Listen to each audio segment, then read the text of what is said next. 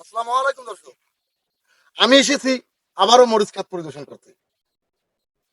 এসে দেখতে পেলাম কৃষকরা কত সুন্দরভাবে মরিচের আগাছাগুলো পরিষ্কার করেছে। এই মরিচের গাছগুলো পরিপক্ক হয়ে এসেছে। দেখুন কত সুন্দরভাবে এই গাছগুলোতে ফুল ধরেছে।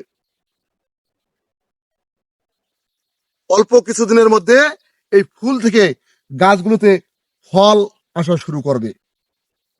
তখন এই কৃষকরা এখান থেকে মরিচ উত্তোলন করতে পারবে, এগুলো নিজের প্রয়োজনীয় কাজে ব্যবহার করবে, আবারও বিক্রির জন্য তারা বাজারে আনতে পারবে।